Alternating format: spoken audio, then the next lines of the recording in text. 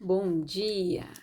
Estou aqui então para o nosso devocional e eu quero ler hoje Atos, capítulo 9, a partir do versículo 10. A palavra diz assim: E havia em Damasco um certo discípulo chamado Ananias, e disse-lhe o Senhor em visão: Ananias. E ele respondeu: Eis-me aqui, Senhor. E disse-lhe o Senhor: Levanta-te e vai à rua chamada Direita e pergunta em casa de Judas por um homem de Tarso chamado Saulo, pois eis que ele está orando. E numa visão ele viu que entrava um homem chamado Ananias e punha sobre ele a mão para que tornasse a ver. E respondeu Ananias: Senhor, de muitos ouvi acerca deste homem, quantos males tem feito aos teus santos em Jerusalém. E aqui tem poder dos principais dos sacerdotes para prender a todos os que invocam o teu nome. Disse-lhe, porém, o Senhor: Vai, porque este é para mim um vaso escolhido, para levar o meu nome diante dos gentios e dos reis e dos filhos de Israel. E eu lhe mostrarei quanto deve padecer pelo meu nome. E Ananias foi e entrou na casa e, impondo-lhe as mãos, disse: Irmão Saulo, o Senhor Jesus te apareceu no caminho por onde vinhas, me enviou para que tornes a ver e sejas cheio do Espírito Santo. E logo lhe caíram dos olhos como que umas escamas, e recuperou a vista e, levantando-se, foi batizado. Então, olha o que Deus faz, né? Saulo, depois ele deixou de ser Saulo e passou a ser Paulo, o discípulo, né? E ele teve um encontro com Jesus no caminho que ele estava indo, ele ficou cego.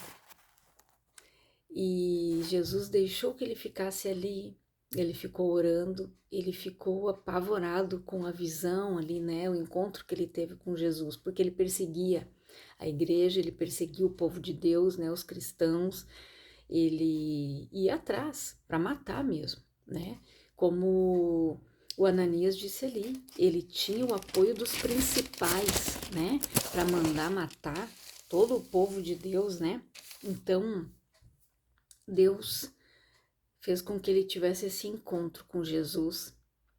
Ele fez com que criassem tipo escamas nos olhos de Paulo. Saulo ficou cego por um tempo.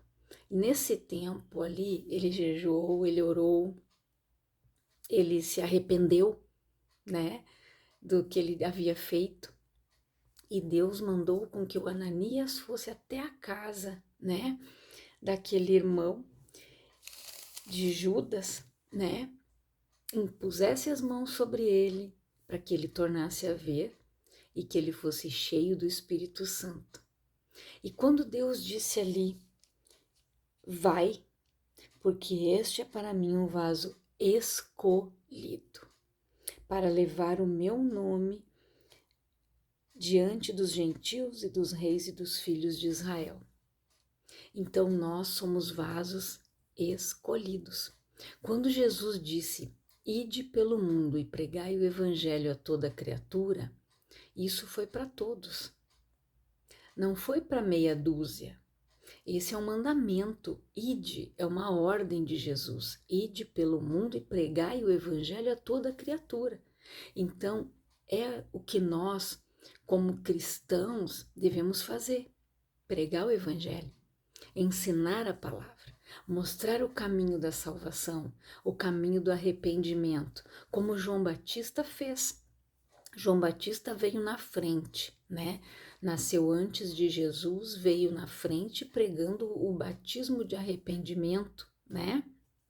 Pregava para que o povo se arrependesse, batizava eles, mas ele dizia que aquele que viria após ele iria batizar com fogo, né?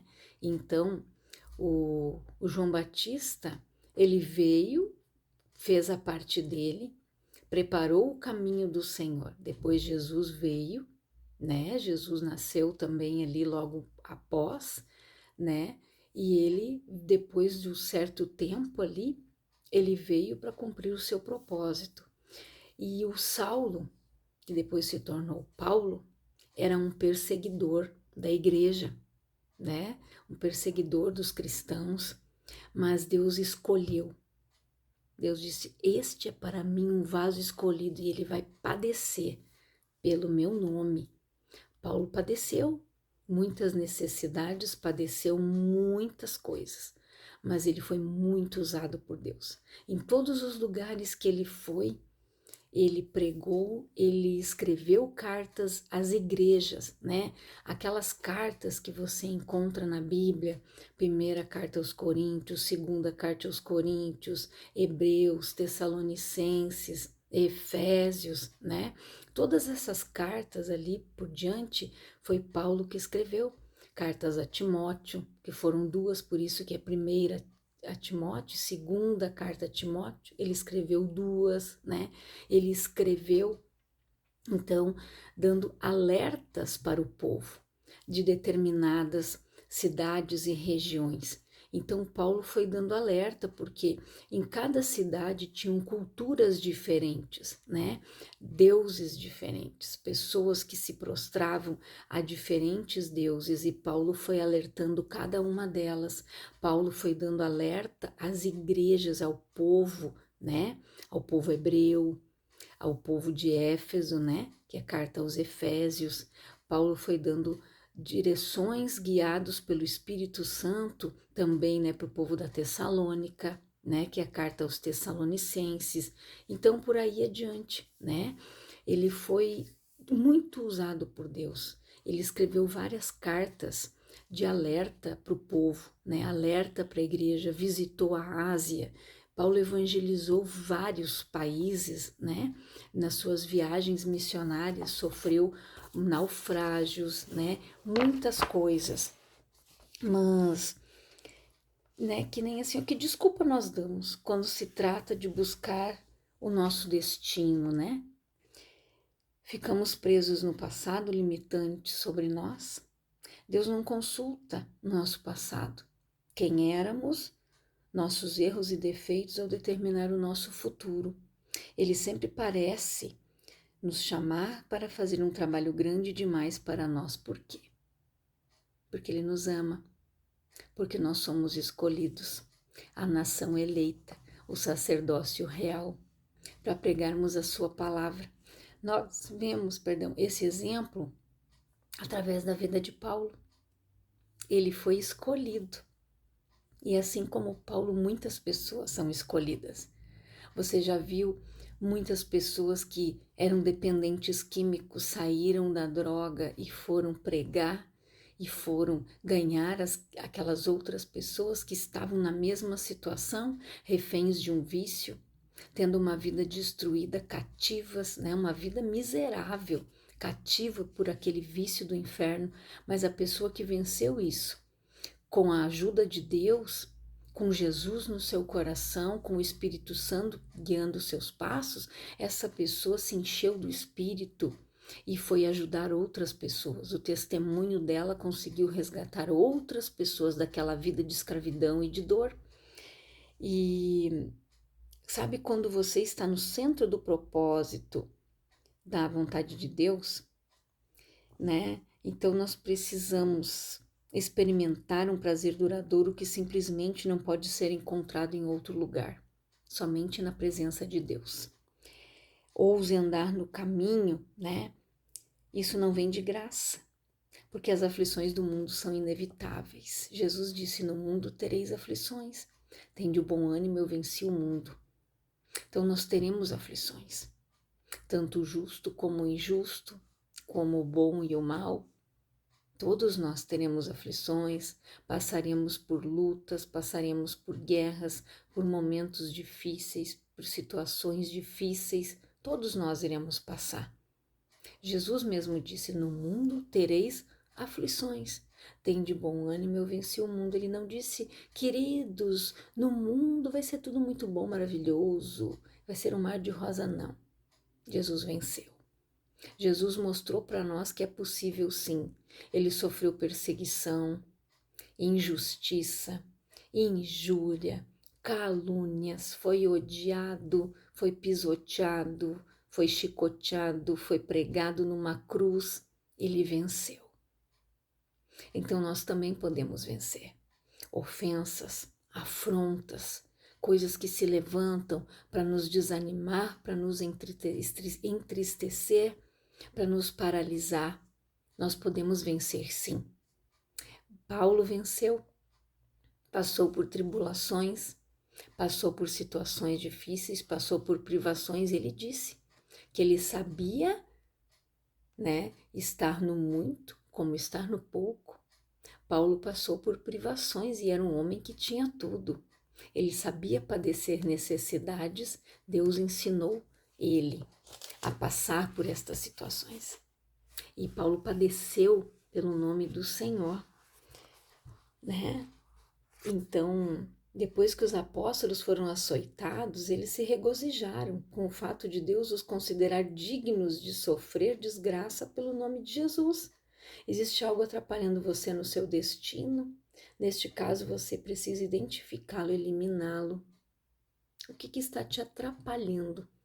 O que está te impedindo de viver o propósito de Deus, de viver a vontade de Deus, de estar na presença, no centro do querer de Deus? O que está te impedindo de viver isso?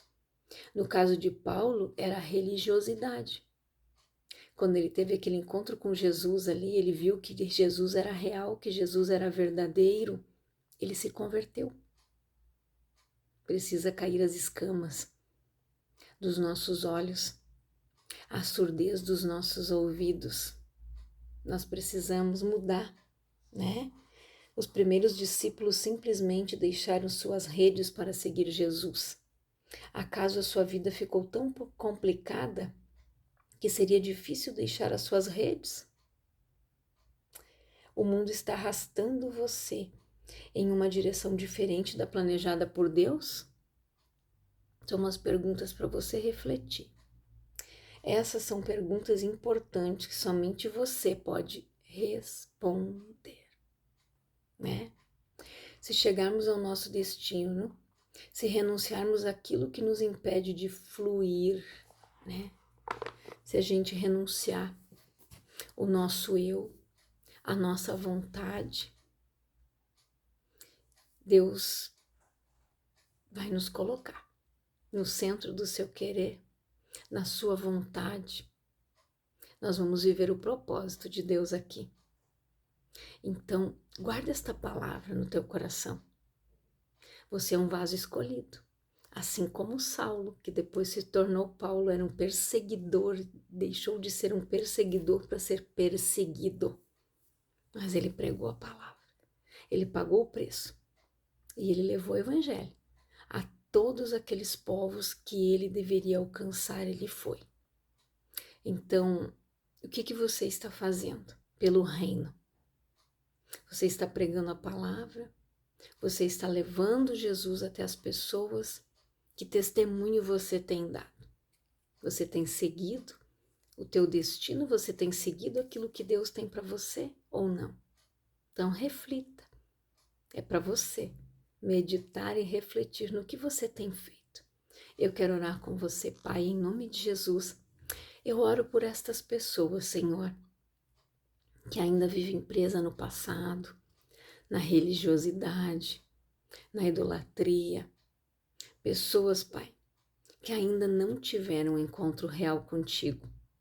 Que assim como Paulo, que as escamas caiam dos olhos.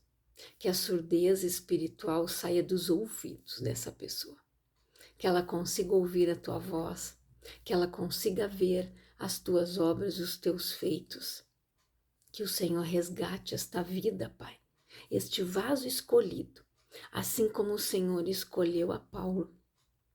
Que o Senhor, Pai, use cada vaso. Que sejam instrumentos nas tuas mãos, cheios do teu Espírito e da tua graça e da tua unção, Pai, em nome de Jesus. Que Deus abençoe a tua vida grandiosamente e reflita nesta palavra, em nome de Jesus. Deus abençoe a tua vida.